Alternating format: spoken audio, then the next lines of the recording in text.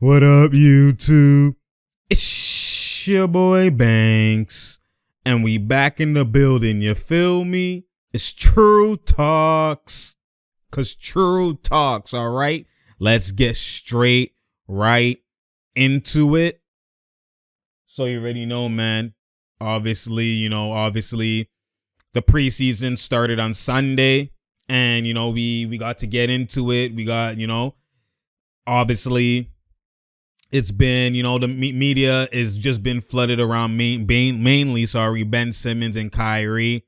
And, I already talked about Ben Simmons already. I could have done a 1-2 throwback video and stuff like that, but, issues obviously with copyright. So we might have to change some things going forward. But regardless, right now, you already know the preseason starting.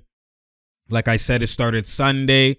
And, that was Brooklyn and the Lakers. There was no KD, no James Harden, no Kyrie, no LeBron, no Russ, no Melo. The list goes on, man.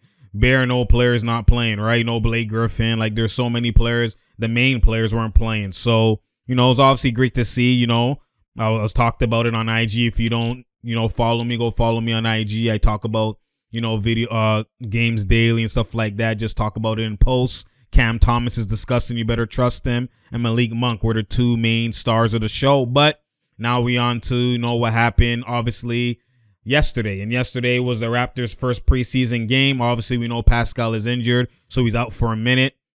And we get to see Scottie Barnes in the starting lineup. And Scottie Barnes basically show us that he's really Draymond Green 2.0. I told y'all before. I was telling people, even on IG, people weren't agreeing with me because, again, they have him at superstar potential. I told y'all I don't know about that, but he's definitely going to be great in the role that he could basically fill, which is Draymond Green 2.0. And you already know how vital and how important Draymond Green is. My only issue was, are you really going to take Draymond as the fourth pick with other guys there who could be superstars as well too? That was my only issue. But Scottie himself, I already know, like I said, I think his ceiling and what his max potential is going to be is Draymond Green 2.0. You could already see how he scores, how he defends. He has more length than Draymond. Obviously, Draymond's 6'6", 6'7", and he plays bigger than his size actually is. Scottie is actually a good 6'9", 6'10", and has long arms, has length extreme, right? So he's already 2.0 in what Draymond is. Offensively, he's already, a bit better than what Draymond already is out the gate.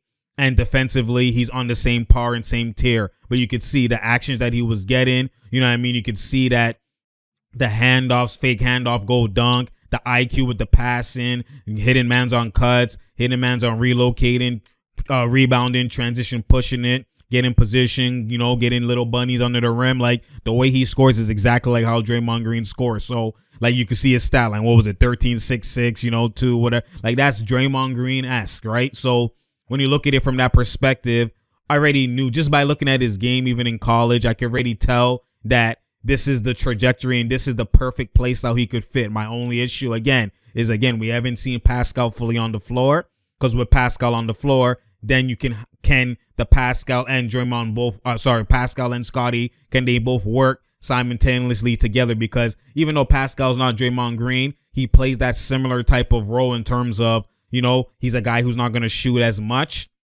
Like, he's not splashing 5, 10, 6, 7, 4 threes. He's not doing that, right? He might hit 1 or 2 here and there, depending on the situation. If he's hot, obviously he's going to hit more. But it's like when Draymond Green early, with Clay and them and Steph, 2015, that 1 year, or the year that they won 73 games, he was hitting the occasional 3 more often, right? Before he dropped off. So, again, Pascal kind of hits threes in those situations, right? When you're open, man, sag off, or just the situation that presents itself.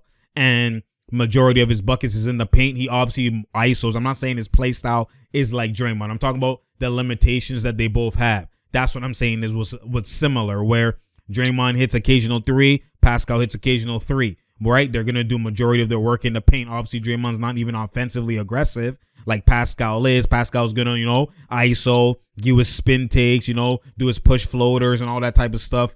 And then, up and unders in the post with babies on him and just transition Euros, layups, spin lays, all of that just basically in the paint. Like a Giannis, like a poor man's Giannis is how Pascal plays. But the limitations is still similar to Dre, like I said. not shooting as much. So now when you had two guys who don't shoot as much in terms of Scottie and Pascal on the same floor together, is that really going to be successful? Is that really going to work? Just looking at, they kind of clash in terms of play style, because their play style or their strength offensively, in terms of scoring, are the same. So spacing the floor is an issue. So again, you're seeing Scottie without Pascal on the floor, and obviously without Pascal on the floor, this is Scottie, like, again, Draymond Green 2.0. It's going to look beautiful. He literally changed the whole game around in the second quarter because they were down to start off. Obviously, it's preseason, but these preseason games have been entertaining for the most part, like in the first 2 days, right? Like, mans are taking it serious. It's like, they know what kind of season this is about to be. You're going to have your first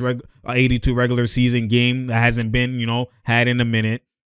You're going to have, like, out the gate, fans is there, you know what I'm saying, which hasn't been in a minute, right? About 2 seasons. It hasn't really been like that, right? So everything's going to go back to real normal, not having OD back-to-backs like you've seen the hoopla with the Lakers and Nets. Like, this is a real, like, no asterisk, no type of, like, none of that in the season. There's not going to be no COVID protocols. Man's is playing. It's just whether you're injury with health, right? Only maybe COVID protocols might be, the guys who don't get vaccinated, and 95% of the league is vaccinated, right? So when you look at it from that perspective, this is going to be the closest thing to a full regular season, right? Normal season that we've actually had since, the pandemic has hit, right? So in late 2019, early 2020. So, mans know, like, this is a real season for real. Mans are fully healthy. Clay coming back, like, you know what I mean? This is a real, like, we back kind of season. You could tell. Only one is, like, kind of Kawhi, but he'll come back later. But majority of the guys are back,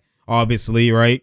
And it should be a great season. So mans are taking it serious, you could see, because everyone has improved. So no matter what type of team it is, every man has improved slightly. Obviously, some teams, but majority of the teams, even the lower tier teams from last year, had made big moves and jumped, or the mediocre teams have made big moves and jumped. So everyone's taking preseason serious. You could kind of tell it. You could see it in the air. You could see it. So it's not like, even though it's preseason, like, you're getting some sights, some kind of, you're seeing some scenarios where, okay, I can see how this is going to play out in regular season. You're getting some regular season moments. So when you look at it from that perspective, like, again, seeing how Scottie's playing now will translate to the regular season, most definitely. But again, my main concern is the Pascal Scottie dynamic, right? How does that play out? So we don't know how that's going to play out, how that's going to look. But again, you've seen Scottie play with, like, he played great on the court with Precious, right? Precious isn't shooting, right? He played great on the court with some guys,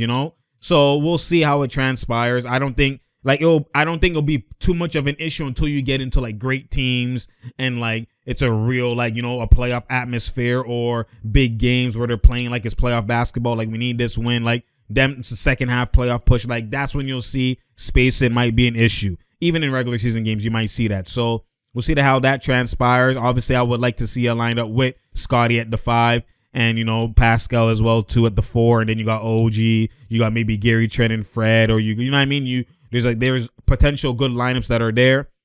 But for the most part, Scottie looked great. It was a great preseason game to start. Obviously, it's not the main 76ers. There's no Embiid.